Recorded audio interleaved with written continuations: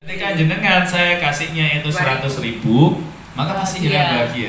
Tapi ketika saya kasihnya 2.000, yo alhamdulillah. Tapi yo ya apa ngono ya? 1%. Paham ya maksudnya ya? Itu seperti itu. Ya. Itu seperti itu. Ini masih hanya sama manusia. Lah kalau sama Allah ya, yang Maha Pemberi rizki, sama Allah yang itu Maha ya mengkayakan kita, yang Allah itu kayaknya kalau umpamanya kita itu masih bisa ditaraf gitu ya, masih bisa diukur. Lah Allah itu nggak ada ukurannya dalam urusan kekayaan, ya kan?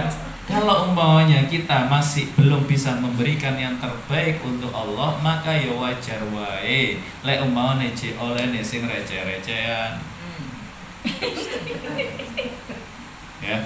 Ini saya menasehati diri saya sendiri. Ya. Kalau umpamanya sama Allah masih nggak los-losan, ya wajar aja kalau umpamanya Allah juga belum los-losan sama kita. Kalau kita sama manusia, ya, wes ini sama manusia ini sama manusia, itu kita itu, ya, kalau menahan diri, ya kan, untuk memberikan yang terbaik, maka ya kita nggak akan mendapatkan yang terbaik, paham ya? Itu masih sama manusia. Lah sama Allah, kita memberikan yang terbaik, Allah akan memberikan yang jauh lebih baik dibandingkan apa yang kita kasih.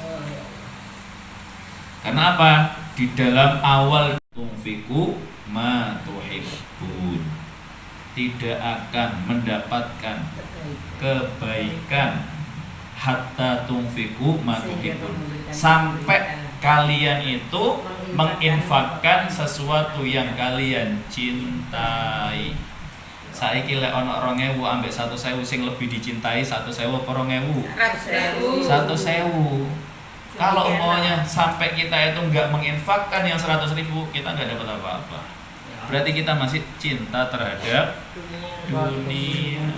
Kalau masih cinta terhadap dunia, sama Allah ya wis bunyoae, ya kan? Yang itu mohon maaf, itu kecil, hina, ya kan, sedikit. Dunia itu kekayaan Allah yang itu sedikit.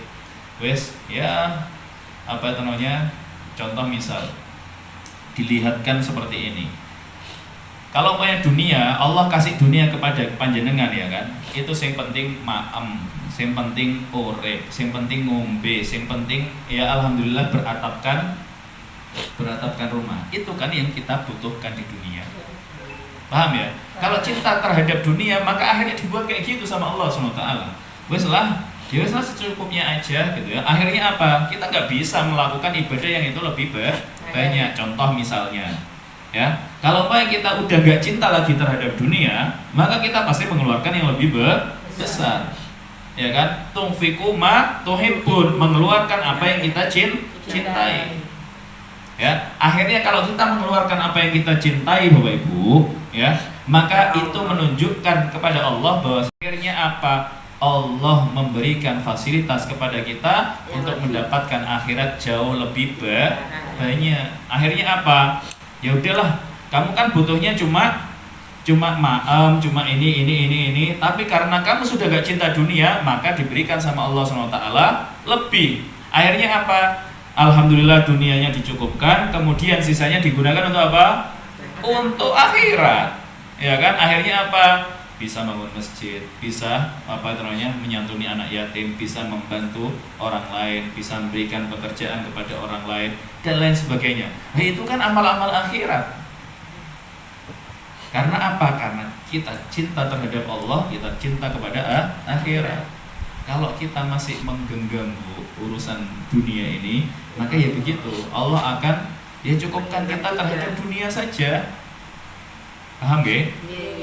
Makanya kok ya Allah, kok angelmen ya Allah, apa itu namanya, untuk membahagiakan anak, kepengin banget ya kan, untuk ngajak anak umroh. Nah, menurut Allah SWT itu wislah awakmu cinta dunia, wis cukuplah maem ya kan, dan lain sebagainya. Gak usah dibahagiakan, diajak ke mana. Paham ya maksud saya ya? Nah, ini yang harus benar-benar kita latih, ya kita latih. nggak harus jenengan mengeluarkan yang langsung paling jenengan sukai gitu ya. Contoh misal jenengan punya cincin gitu ya, misal ini ya, misal kalau maunya pas lagi entah itu di SLC atau di tempat manapun yang itu ada ajakan-ajakan sedekah ya kan, sedekah terbaik gitu ya, itu juga melakukan ini.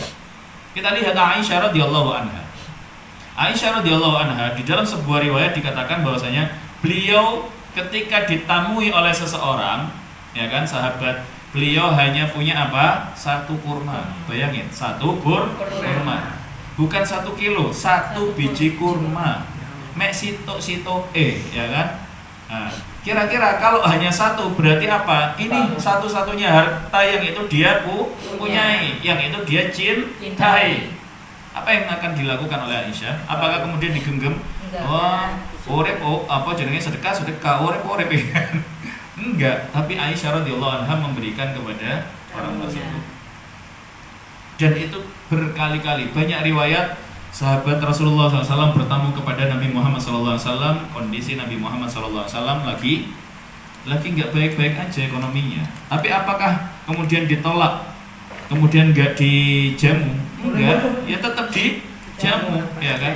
Tetap diberikan yang terbaik. Karena apa?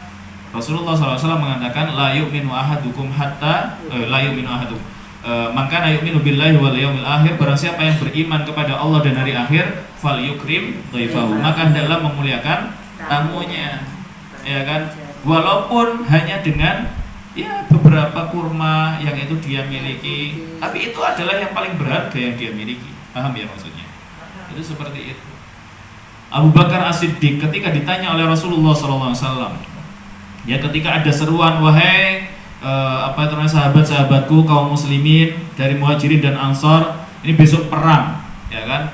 Abu Bakar. Apa yang dilakukan oleh Abu Bakar sampai mendapatkan predikat iman yang itu sampai seperti itu? Sampai apa yang dilakukan oleh Abu Bakar? Menginfakkan seluruh hartanya. Ya, seluruh hartanya diinfakkan di jalan Allah SWT. Ketika ditanya oleh Rasulullah Muhammad SAW, wahai Abu Bakar, apa yang engkau tinggalkan untuk dirimu dan keluargamu? Apa jawabannya Abu Bakar As-Siddiq? Allah dan Rasulnya. Masa iya aku melakukan ini itu karena Allah dan Rasulnya? Allah yang maha kaya, Allah yang maha mengkayakan, Allah yang maha pemberi rizki, Allah yang itu maha luas rizkinya, kok nggak mencukupi saya, kok yo nemen-men. Paham ya maksudnya? Sedangkan kita tahu bahwasanya innallaha la yukhliful mi'ad, sesungguhnya Allah itu nggak akan mengingkari janji. Nah, ini kembali lagi urusan iman.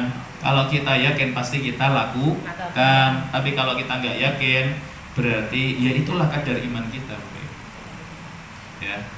Jadi sering-sering ngetes seperti itu, ya. Contoh misal ketika jenengan keluar, Wahyu itu sering melakukan seperti itu, ya kan?